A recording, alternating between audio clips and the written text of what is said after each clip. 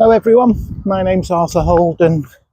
I've written a book about the history of Colwyn Bay Football Club, town and people.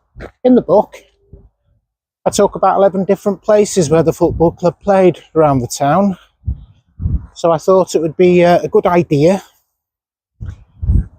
just to go for a walk and have a look at these places, what they look like now. I'll put up the odd old picture where I can, what it used to look like. So, let's go for a walk, and I hope you enjoy this video.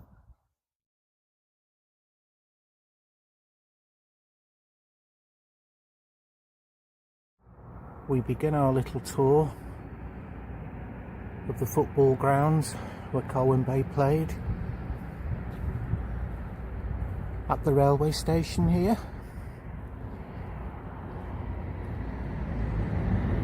That's Station Road. The football club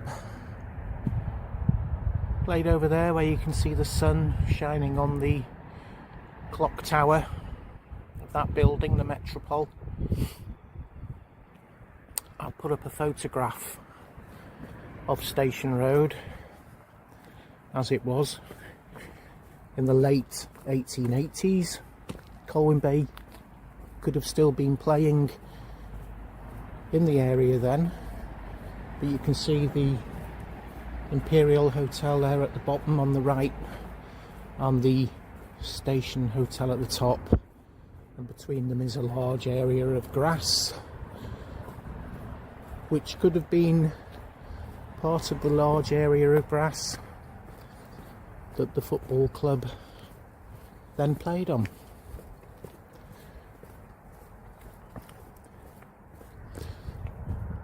So from the bottom of Station Road there, we're coming here, roughly where that building is where part of the football pitch would have been. Described in 1885 as a field adjacent to the railway station. By the early mid 1920s,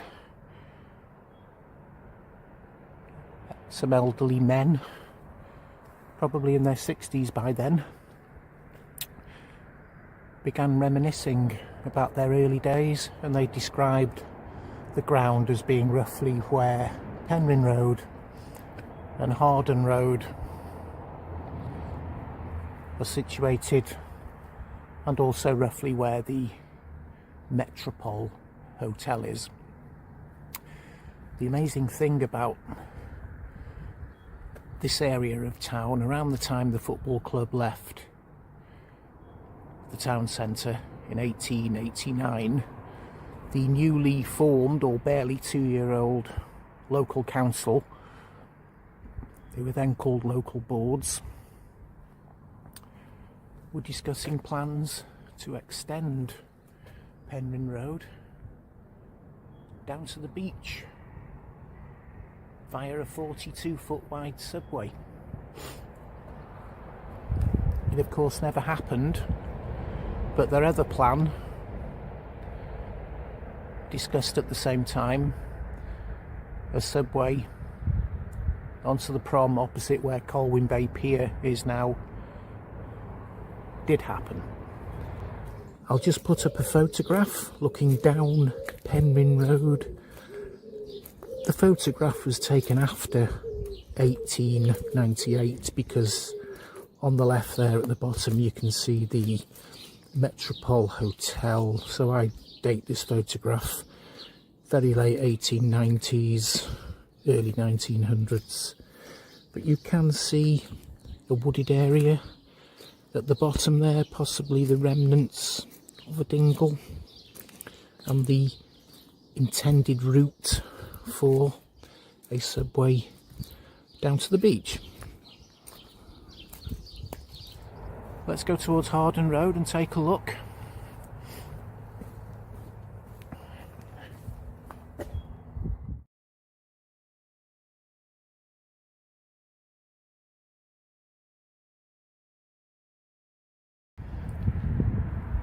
So there's Penrhos Road over there. This is Holden Road. So that general area right there is the site of Colwyn Bay's first football ground from 1881 through until sometime between 1885 and 1889. We don't know exactly when they left this site, but we do know that by 1889 they were playing at another ground. Let's go to the top of Holden Road and have a look. As we come to the top of Holden Road, there's an abundance of interesting buildings, all of architectural significance from the earliest days of the town through to the modern era. Large stone building there next to the council headquarters. Bron Derw, built in 1877.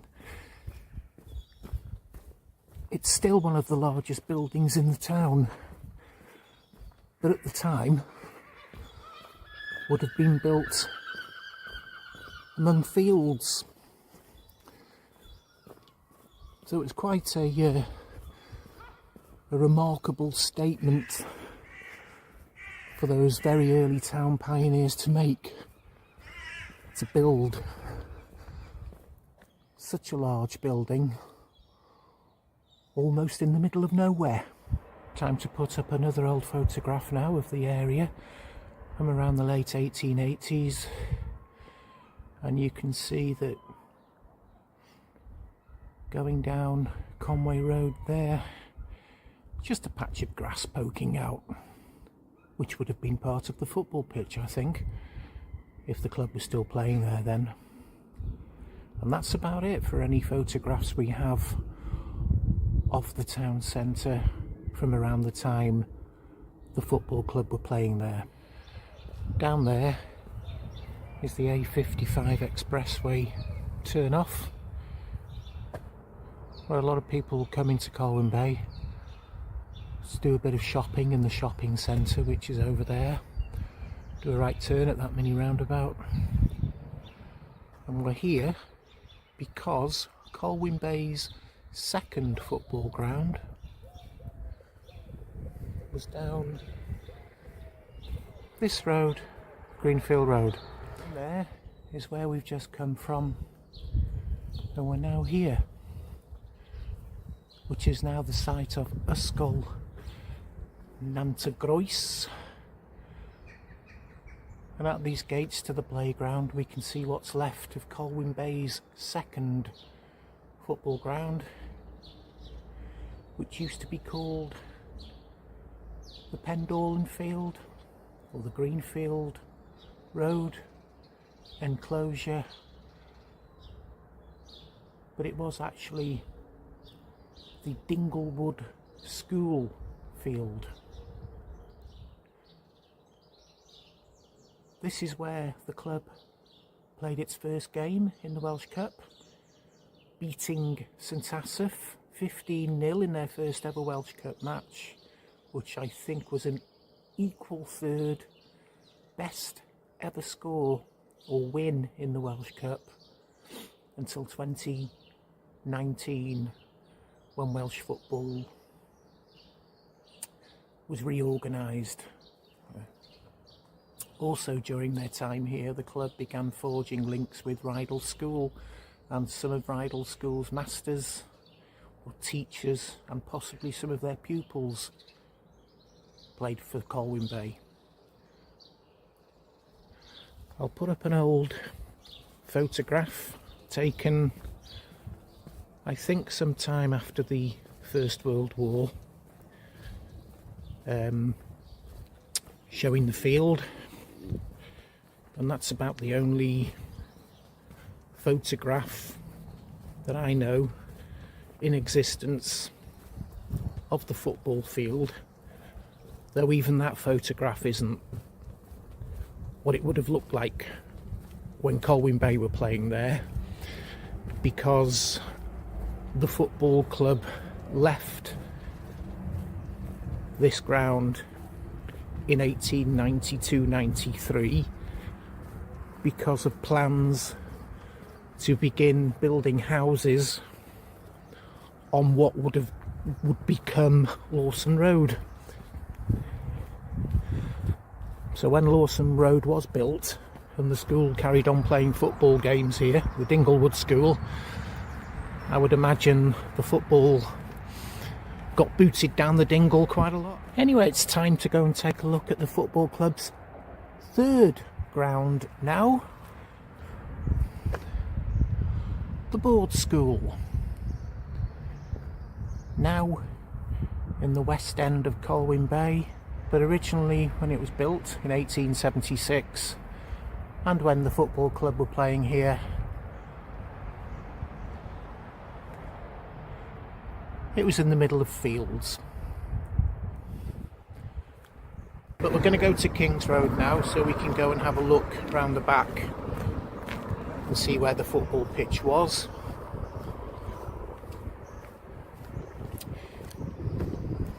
The ground was sometimes also referred to as the Victoria Park ground. King's Road, going up to what's now Colwyn Heights, and this may have been an entrance to the football ground back in the 1890s, I don't know. It's a public car park now, this area, with a bit of building behind it. But at this time of the morning it's all locked, so I'll come back another time and we'll have a quick look round. And here we are, 8 o'clock on a weekday morning a few days later, and the gate's open. We have a relatively empty car park, and this is the site, of course, of the Board School football ground, which would have been partly obliterated by the back gardens of the houses on Victoria Road, probably constructed in the very early 1900s. Turning round, you can't really see the full back of the Board School, if you like, because of that building there, constructed by Betsy Cadwallader Health Board, I presume, because it is now a health, GP, etc. centre. But this is the site of the Board School football ground. So far as I'm aware, there are no photographs of this field. I don't think Rydal School have any, because they used to play here as well for a time. And then later on, I think we're coming into about 1904, 1905, the back gardens of the houses on what would become King's Road, more or less completely obliterated what was a football ground. One thing I did notice is the back gardens are at a lower level than this car park, so I presume the football pitch itself was probably about a metre lower than this concrete car park is today. Whilst playing at the Board School field, the football club won its first piece of silverware, the 1899 North Wales Junior Cup. I've just put up a photograph of that winning team. As you can see, all their names are listed in my book, so please refer to that if you'd like to know more. It's Victoria Park. I may have called it Road earlier. and it's actually quite some distance from the board school, which you can't see because that back of that van's blocking the view of it. 150 yards maybe, but it wasn't the houses, I think, that led to the end of the board school field. It was their back gardens. As you can see on this map now, that shows or clearly indicates that Victoria Park was built before the properties on King's Road were built.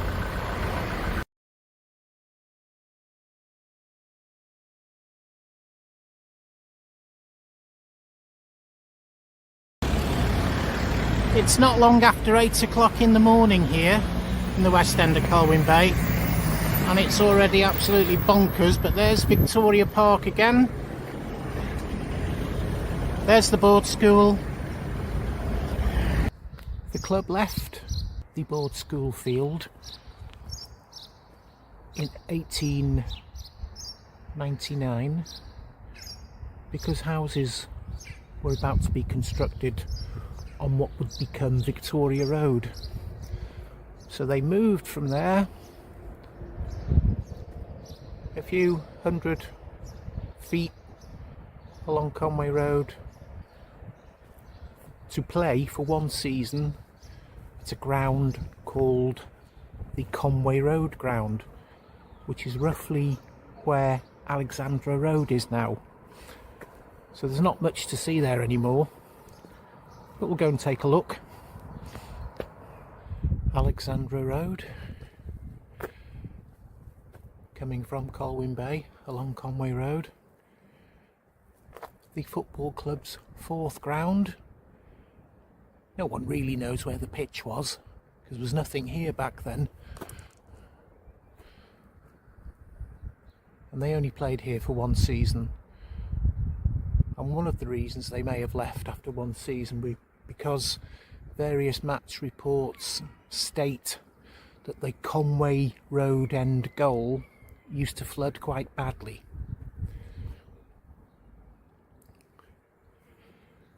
But we'll take a look at the area. There used to be a clay pit here somewhere, which I'll put up on a map, an old map for you just to see.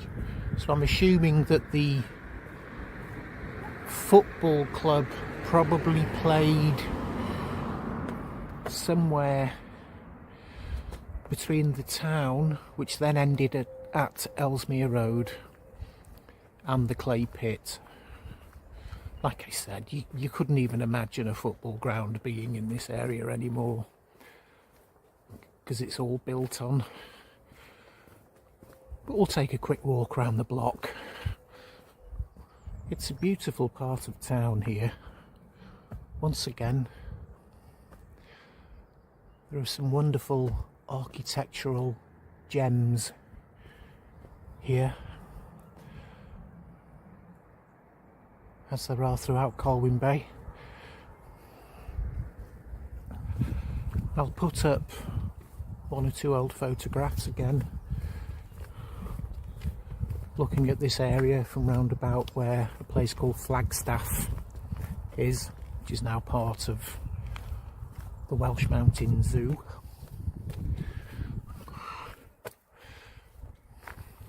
In those old photographs you'll see this field, which is still a Rydal school playing or rugby field.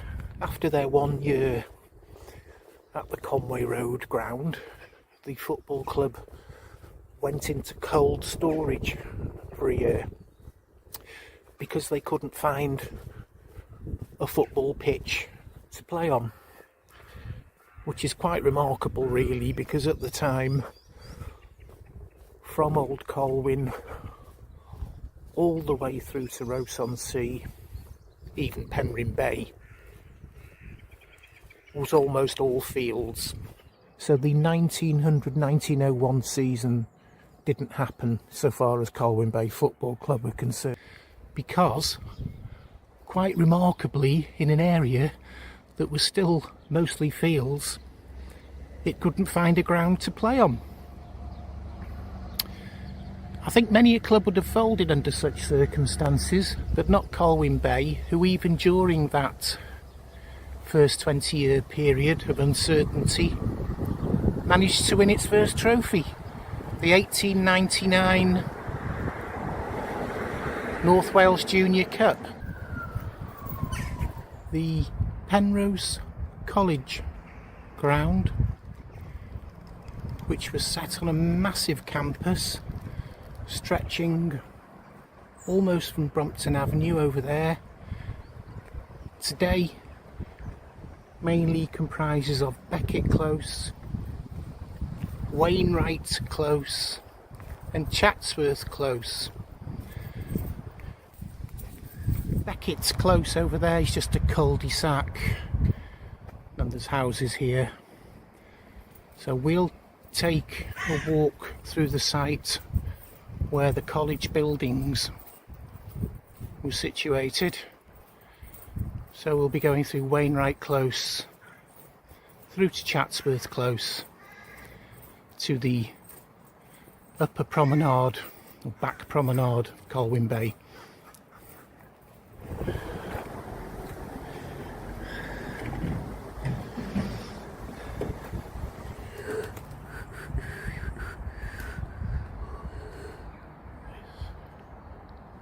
Remarkable to think really that a football club barely 20 years into its existence in a mostly rural area where there was no shortage of fields was already moving into its 5th football venue.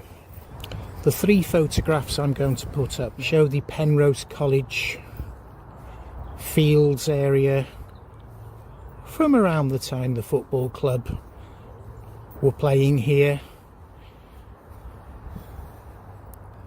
from 1901 through to 1910. They show no definitive football ground, but the fields were quite large, and a Colwyn Bay cricket club shared the field with the football club for at least some of the time, as far as I could make out.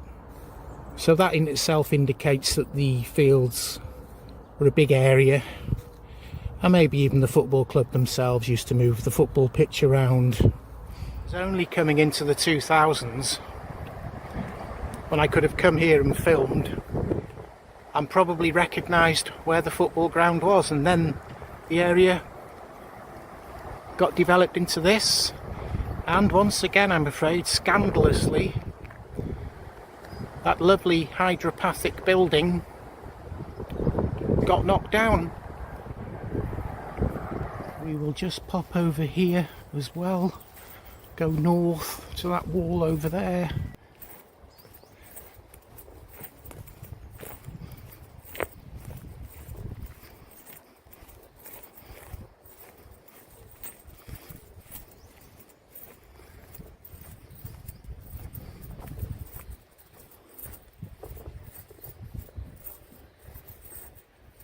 I do have a vague memory of going into the hydropathic building in the mid 1990s and being very impressed with the staircase. Don't know if anyone out there has any photographs of the inside of that building. Ooh, and here comes the rain. There's the upper or back promenade, as we used to call it when we were kids. There's the railway line, and that's where we've just come from. Chatsworth Close. Still saddens me really to think what was here. I know houses need building and people need nice places to live, which this is, but it's still quite sad, I think. Anyway, by January 1910, after a couple of seasons of problems, the football club ceased playing here at Penrhos College, and they next popped up the following month at the Marine Field, or as it is now, the southwest corner of Kensington Avenue, Old Colwyn. And I think that the football pitch came down to about here, went behind those houses there in the corner, and most of the pitch was in the back garden of these houses, on this road, and to these houses here. Before we carry on, we'll go back up to the top of the donkey path and we'll work our way back down to here from there, up this path here. Top of the donkey path, Marine Hotel. That back in the 1910s, most people would have gone to the ground on foot, because most people didn't have a car then, to the football ground, down the donkey path. Before then, I'm sure a number of them went for a quick pint to the Marine Hotel, which has had connections to the football club since around, well, 1910, when the club moved to this area. This is the path you can see on the map that I'm putting up now. It was referred to in 1910 as Lover's Walk, but locals will know it as the donkey path, and it helps us to reasonably accurately locate where the football field actually was in the Kensington Avenue area, because the path actually emerges at the football ground. Here you do a left turn and it would have taken you down, before the expressway was built, to the beach under the railway. But this is the path that may have led directly onto the football ground,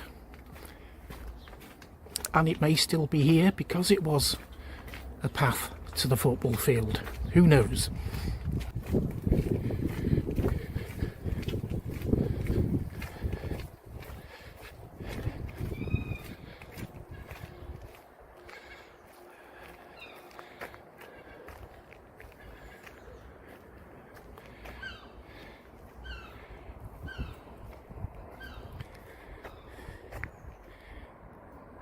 To give an idea of where the football pitch was in Kensington Avenue, I'm going to superimpose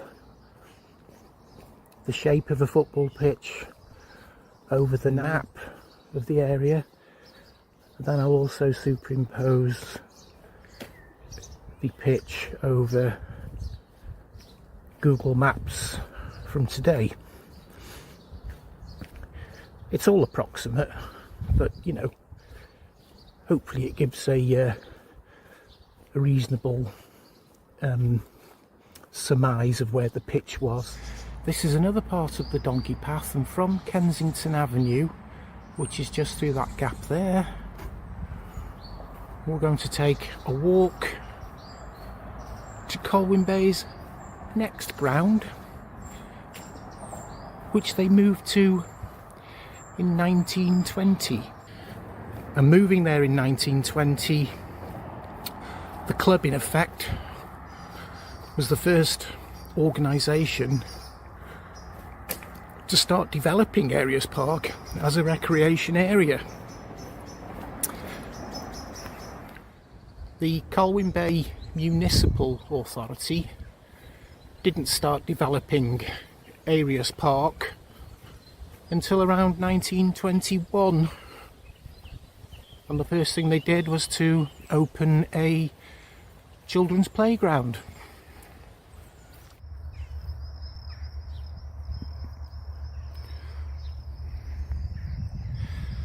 That's where the county school ground was, over there.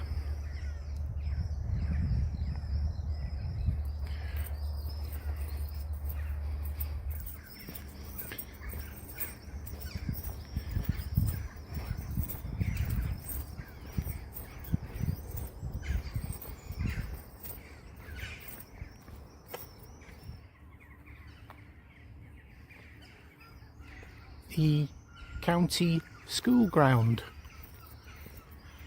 where the club moved to for the 1920-21 season and stayed here until the 1937-38 season,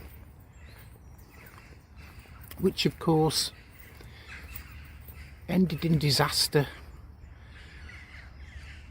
and had an effect on the club for over 50 years.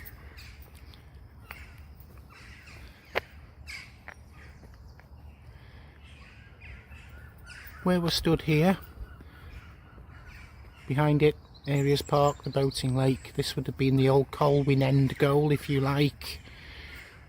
Over there was a major seated grandstand built down most of this touchline here by the early 1930s, as the club entered the Birmingham League 31-2 season. There was a terraced stand for standing spectators up there. Don't know if you can see it. The gates are kind of a dog leg in the road, really. That's where the turnstiles were to come in. We'll take a look at that later. This is where the club had most of its success before the war. Won various cups, came runners-up in the league twice, and then finally won a league title. 1930-31 season. It's where the great Johnny Neal played. It's where many good quality Football League players turned out. Also, to date, the largest ground in the football club's history. Had a capacity by the early 1930s of 7,500, and most of them could be accommodated underneath roofed stands. This was where the turnstile entrance to the ground was, which you can clearly see on maps and on the drawing that I'm going to put up. I got given this drawing many years ago, but you can clearly see the turnstiles there.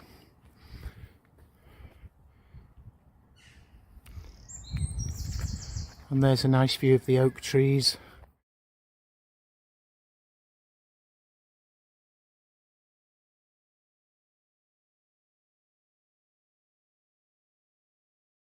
This is the northeast corner of the ground, the opposite corner to where the turnstiles were. Runs down towards the bowling green.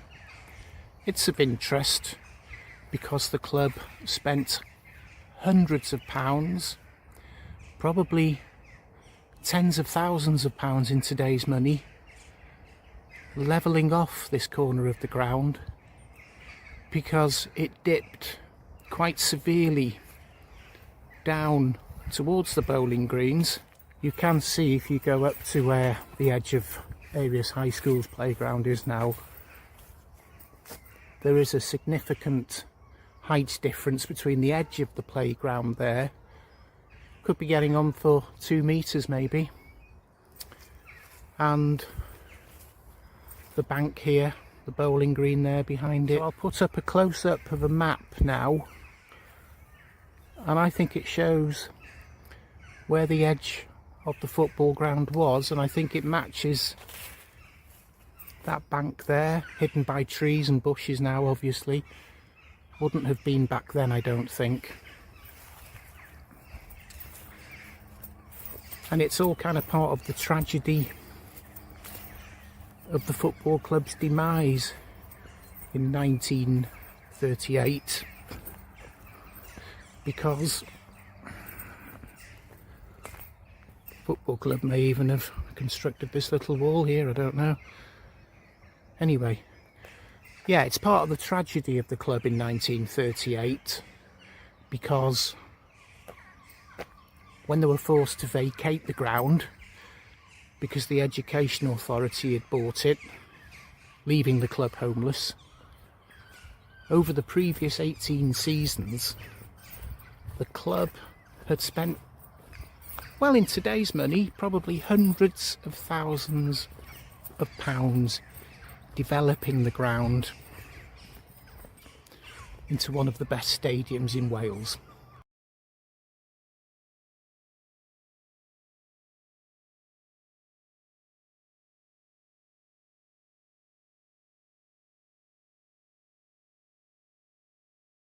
Welcome to Mochdre, a township or village of some 2,000 people, just to the west of Colwyn Bay along this road, which is the Conway road. And that building there, which opened in October 1960 as the J.K. Smith and Son factory, behind it is the site of Colwyn Bay's 8th football ground, the Mochdre Field. In effect, after the war, Colwyn Bay Football Club had to begin all over again as an amateur team, basically playing in the field, playing in a field in the middle of nowhere, having been forced to vacate a 7,500 capacity football ground in 1938. The Mochdre Field was described as being off Station Road in Mochdre, behind the first cul-de-sac. So we'll take a walk down there first. It's that road there. We just do a left down there.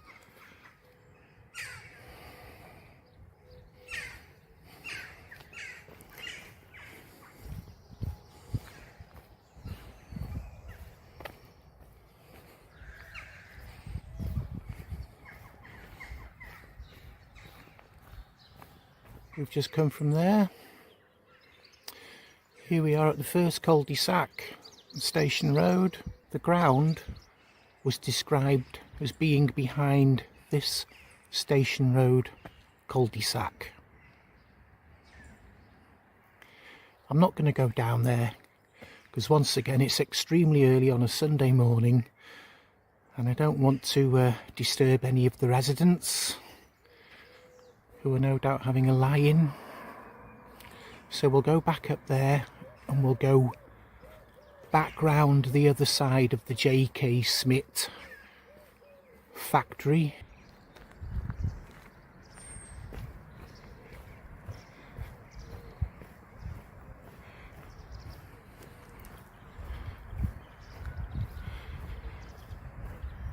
I didn't know it was called Blackmarsh Road. We live and learn, innit? There's the back of the old J.K. Smith factory. This is kind of roughly the site of the football ground. I think it used to go east to west. So it's roughly this area here and here. All now part of the Mochdre industrial estate. By the end of February 1948, it was announced that Colwyn Bay Football Club would be moving to a new football ground back in Eirias Park. Once again, Johnny Neal was involved with all these events. There really should be a statue to that man in the town of Colwyn Bay for everything he did. I'll put up a map now from around 1953. You can see the football ground or field there. I think the field remained here until at least the early 60s, as there was a Mochdre Football Club playing on it, but they appear to possibly have folded in the early 1960s. It's not clear. Needs more research.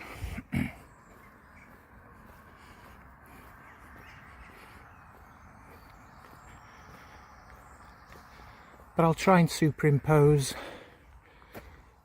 where I think the football field was. Ooh, sun's come out.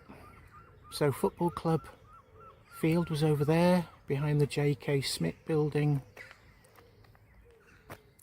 There's Singleton Crescent.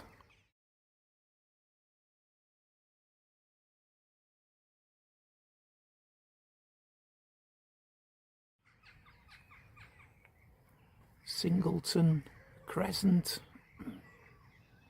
Any view of it now blocked. The 1947-8 season was Colwyn Bay Football Club's last season here in Mochdre, and they began the 1948-49 season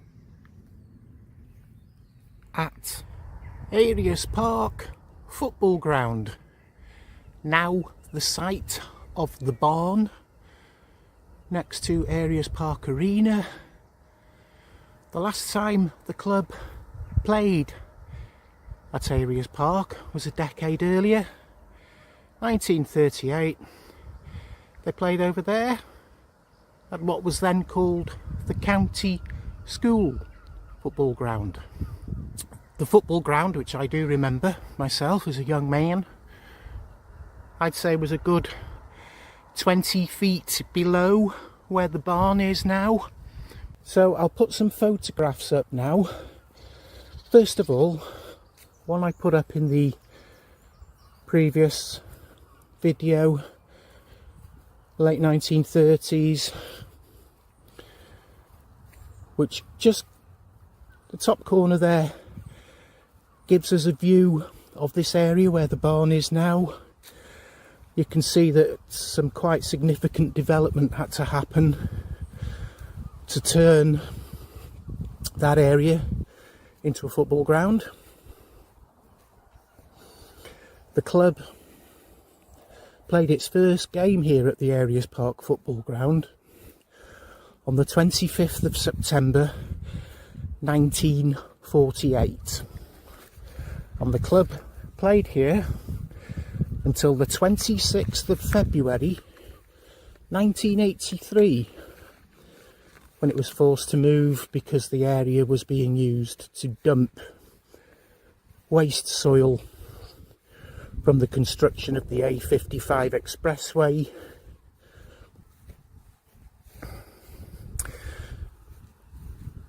The next photograph I'm going to put up is a poor quality, high altitude RAF reconnaissance photograph from 1957. It shows us there the football ground next to the arena that had been constructed some 3 years earlier.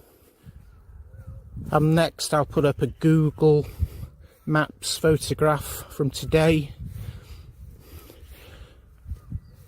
And I think from those you can see that the barn is more or less on the same footprint, or was constructed on the same footprint as the old football ground, albeit some 3 metres plus or 20 feet plus above where the football ground was. At the 1950 club AGM, then club president Colonel Ralph Tucker stated that the ground here wasn't fit to stage a decent cup tie. That's because twice the football club attempted to have changing rooms built by the football ground, but the council refused them permission to do that, so they had to use the laundry, which is up there. Said in the local press at the time to have been 1/4 of a mile away. I don't think it is. The barn over there,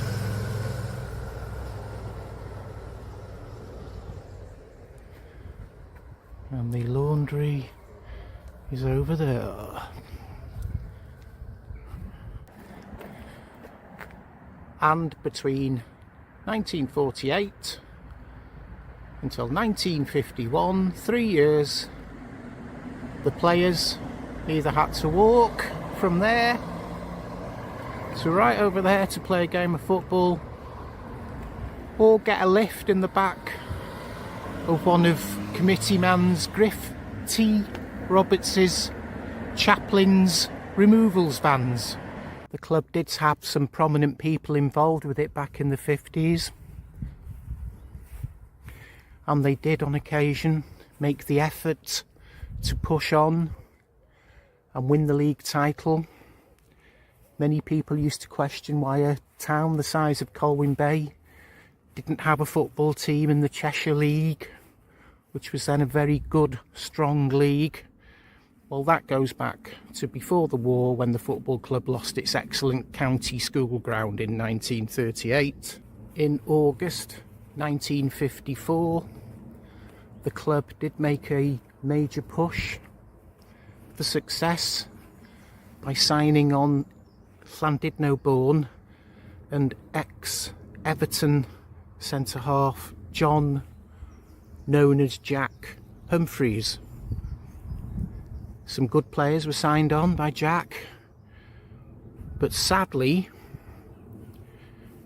within 5 or 6 weeks of him being appointed the Colwyn Bay player manager, he passed away tragically at the young age of 34.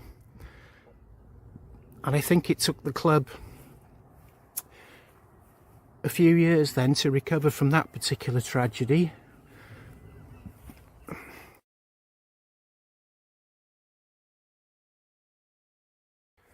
By the early 1960s, mainly due to the influence of Stan Chatterton, manager of the Queen's Hotel, the football club began to spark back into life again.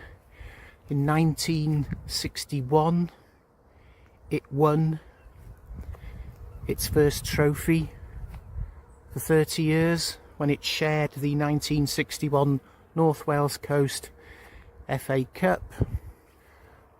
Then with Stan Chatterton, good times were had from the 1962-3 season through to the 1965-6 season. A number of cups were won, and the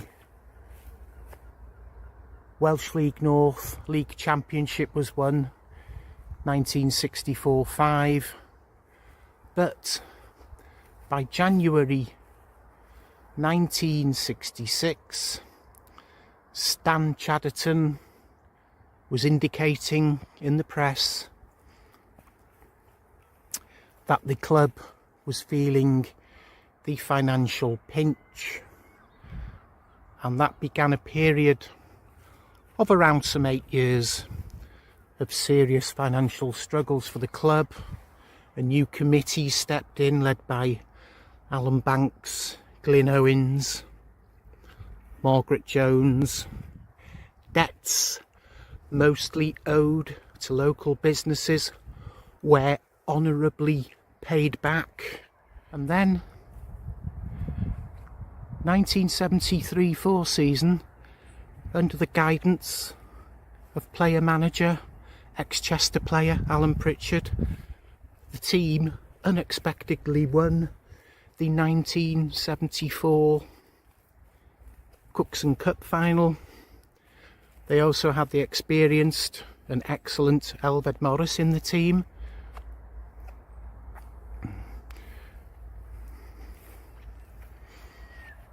and that seemed to spark the club back into life again.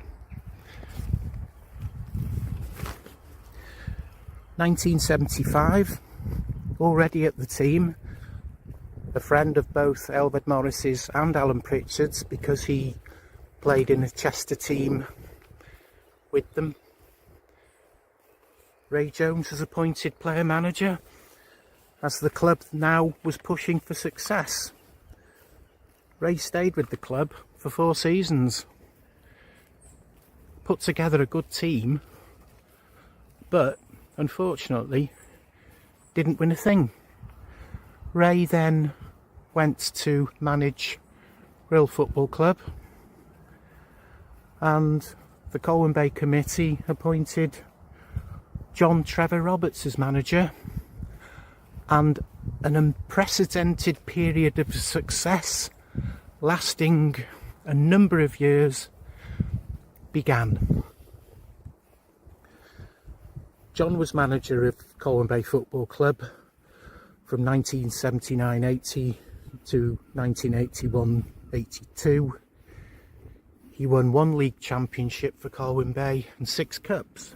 John then departed, I think, for Carnarvon Town, and within hours of his departure, Alan Banks, Glyn Owens, the Colwyn Bay Committee promptly appointed Bryn Jones.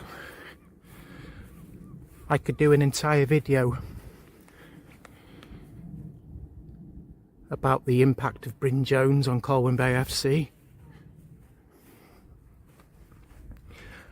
And within his first 2 years as player manager, Bryn Jones had trumped even John Trevor Roberts' achievements by winning 2 league championships, 4 cups, and he got the club to the Welsh Cup semi-final, where they played then First Division Swansea City.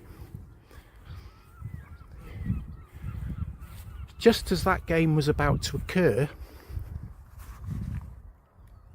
in February 1983, was when Colwyn Bay Football Club moved from its ground here to just over there. When Colwyn Bay FC played its last game of football here on the 26th of February 1983, I think an old Colwyn Bay fan could have stood in the middle of the pitch, looked around, and he or she would have seen a very little difference to how the ground looked back in December 1953, because the club was simply not allowed to develop the ground.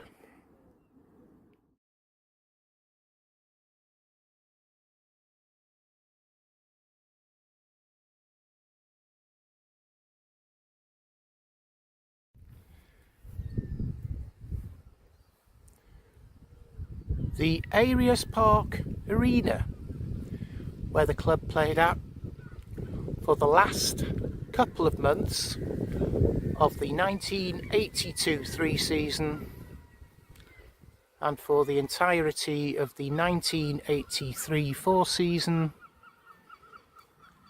while the club was waiting for its brand new Llanelian Road football stadium to be built. The arena wasn't anything like this when the football club played here. In fact, it was completely empty, more or less. The leisure centre over there, where you can see the RGC signs on the side, had been built. It was a pretty convenient move for the football club because it meant it could still use its changing rooms, which had been built around here somewhere by the council in July 1951.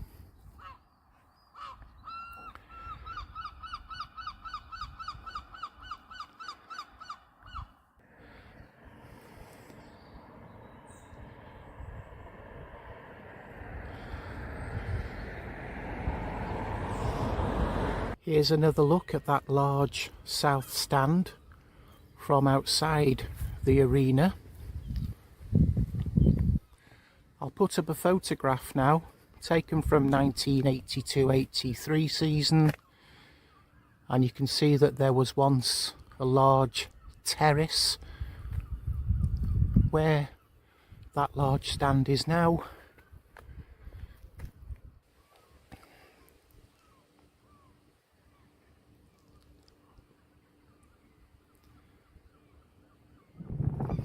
It's windy here, so I hope you can hear me. The stadium can now hold 6,080 people, I think.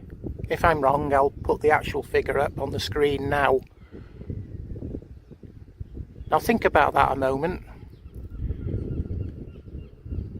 The stadium that Colwyn Bay Football Club had before the war could hold 7,500 people.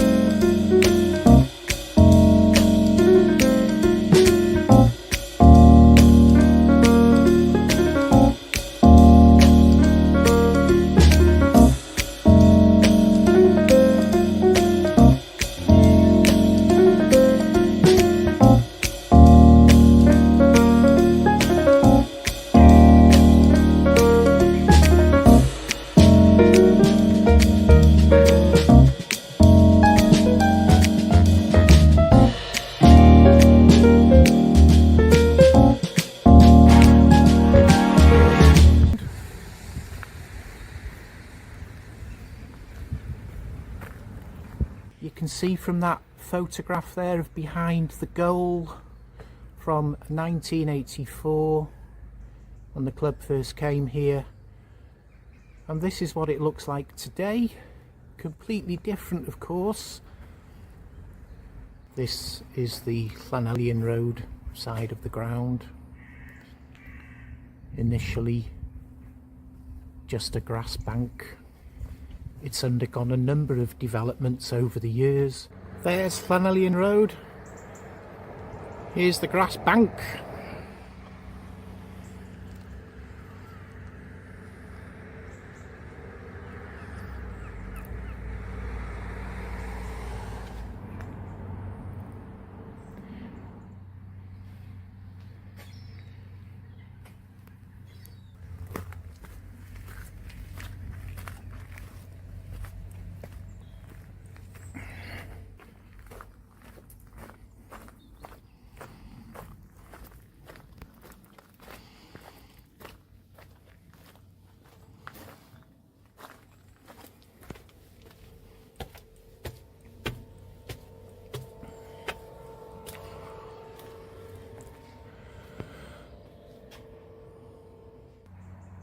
Five rows of 25 seats, so 125 seats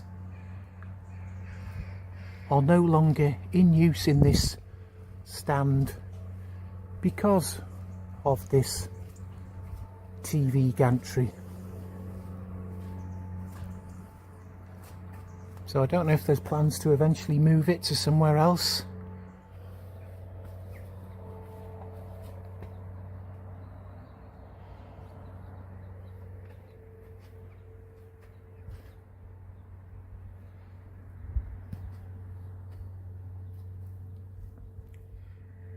That's where a car park was constructed, 2023 I think.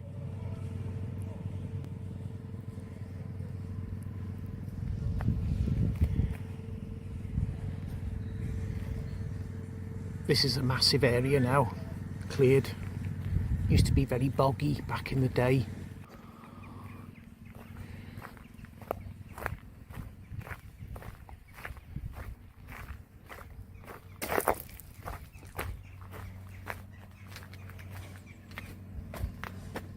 This is where the players run onto the pitch from the changing room over here.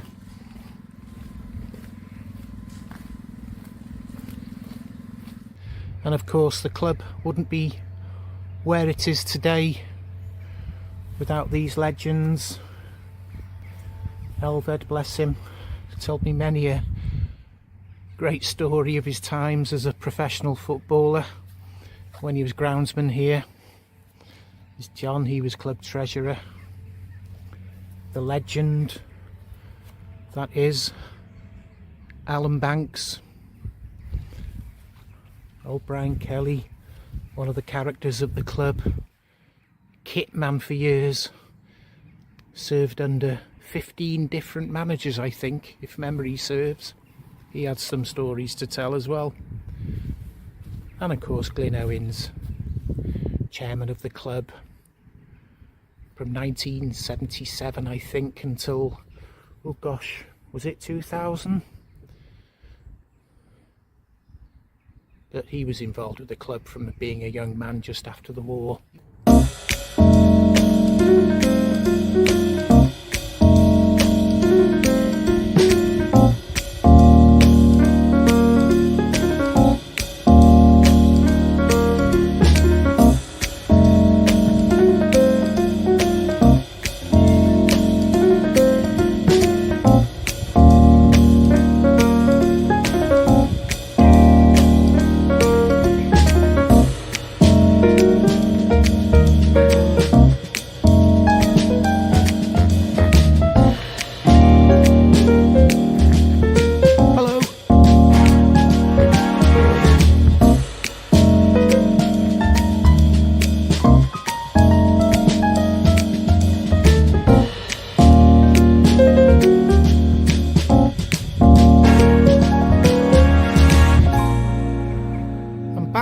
More or less to where I started.